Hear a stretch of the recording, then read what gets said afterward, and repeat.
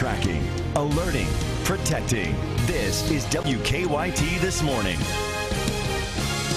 Good morning to you from WKYT. We hope you had a great weekend. I'm Bill Bryant. And I'm Rebecca Smith. It is Monday. Hope you're having a good one. And now at 6 a.m., a driver leaves a trail of damage that left one person in the hospital and a store with a lot of cleaning up to do this morning. The fallout continues this morning. We're closely watching the case of a Rowan County official who still says she won't hand out marriage licenses in spite of a judge's ruling.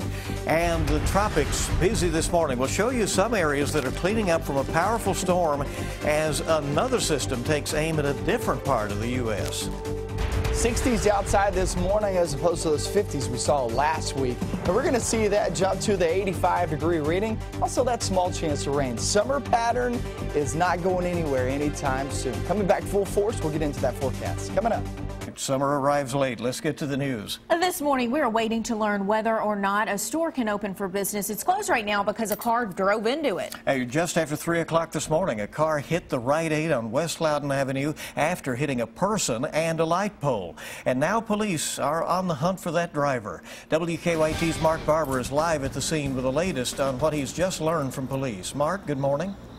Good morning, Bill. Police say first the driver hit a utility pole that the crews just picked up off the ground here. That's when investigators say that the car then hit a person who was sitting outside this drugstore.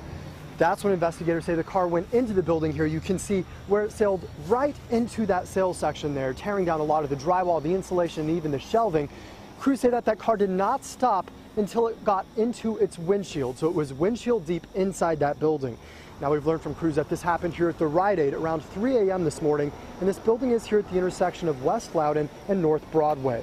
Police said that the car hit a utility pole and then crashed into a man who was sitting nearby. The bystander was taken to the hospital but did not appear to be seriously hurt. Now, police think that there were two people in the car and the driver took off after the wreck. Investigators do not know who the driver is or where she is. Officers tell us that the man who owns the car was not seriously hurt. Investigators say his story is that he let a woman that he just met at a party drive his car, and she hit the man who was sitting outside the Rite Aid. The bystander did get transported to the hospital just as a precaution to be checked out, but he did not appear to have serious injuries. Now this morning, firefighters tell us that they are still trying to figure out whether this crash caused serious structural damage or whether the damage is more minor, and they will be able to reopen the Rite Aid this morning. Of course, we will be out here through the morning, and we will let you know what they decide as soon as they make that decision. Live in Lexington, Mark Barber, WKYT. New this morning, a fire destroyed one home and damaged another in Lincoln County. Firefighters were called to Maxwell Street in Stanton around 11 last night.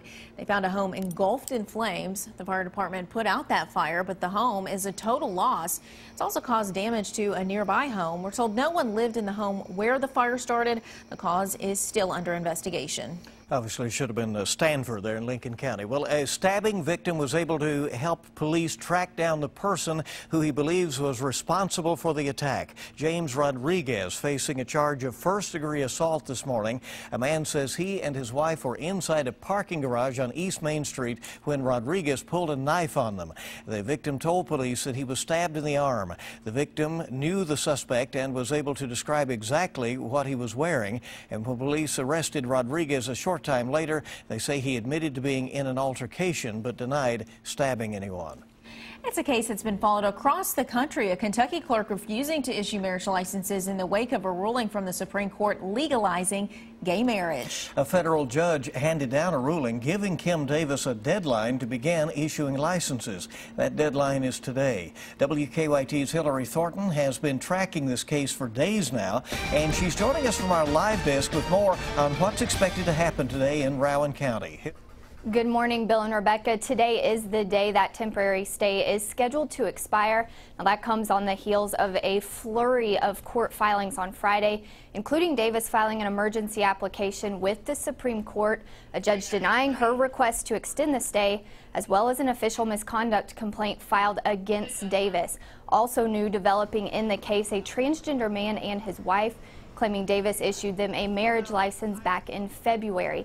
The couple was at a rally outside of the Rowan County Courthouse on Saturday where they made their story public. The clerk's office was scheduled to be open at the time, but ended up closing. Cameron Cullen, who is a transgender man, and his wife Alexis say Davis's office provided the license February 26th without asking for Cameron's birth certificate.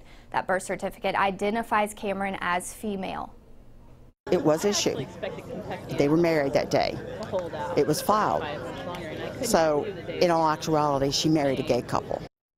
As for that temporary stay issued by U.S. District Court Judge David Bunning, the ruling was already made last week, with the judge ordering Davis to start issuing licenses.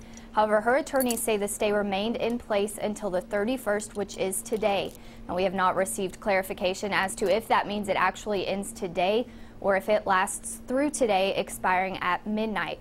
On Friday, Davis did file an emergency application with the United States Supreme Court asking a justice to review her appeal. Now, we plan to be at the clerk's office when it is scheduled to open this morning. We will keep you updated on what happens throughout the day.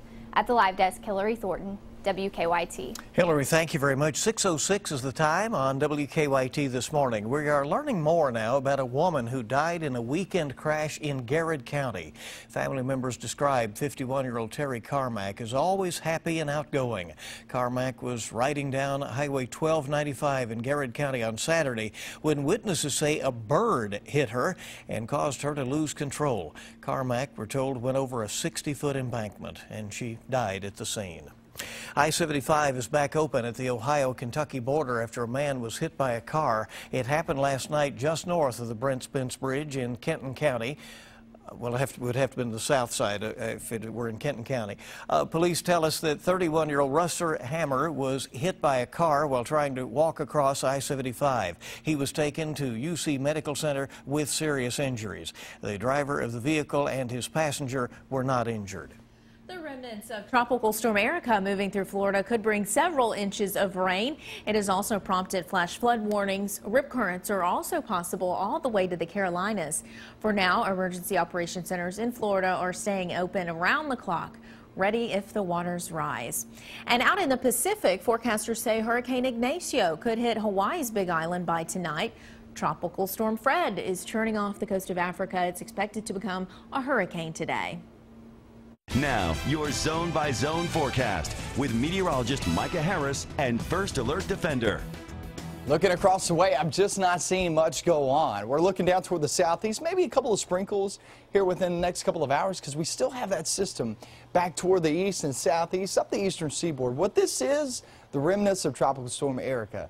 You're not going to get much out of this. It stays over toward the east coast, just continues to pour down those showers and some thunderstorms. What it's going to do, keep our temperatures up and also throw off some moisture into our neck of the woods. That's what we're going to be dealing with next several days. I mean, we got to go through the 7-day forecast. We'll see summer return. 66 right now in Lexington, 65.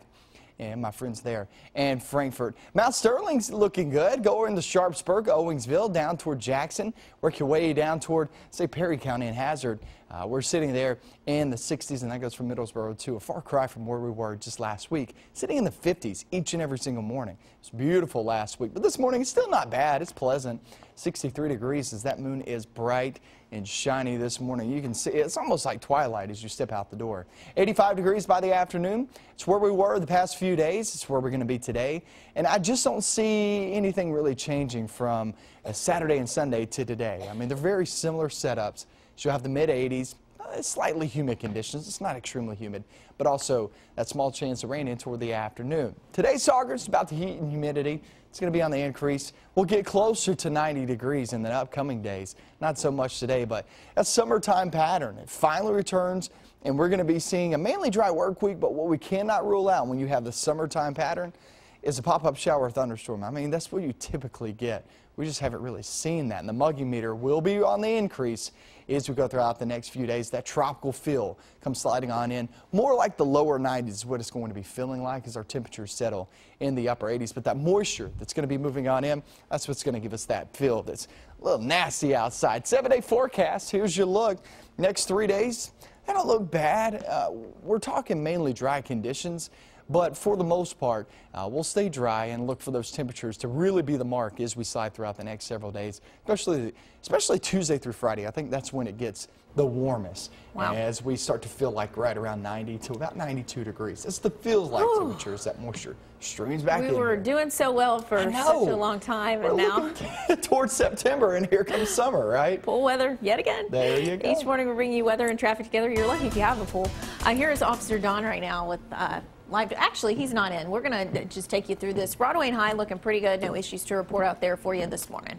Yeah, things should be okay. There's still a little bit of an issue over there this morning near the Rite Aid on Loudon Avenue, where they had the vehicle crash into the building overnight. They're still working on the utility lines over there, so heads up on that. There's an early school bus as things are getting underway, or is that maybe a Lex-Tran? But in any case, folks are up and moving here on this Monday morning. More news coming up on WKYT, and it's great to have you along with us.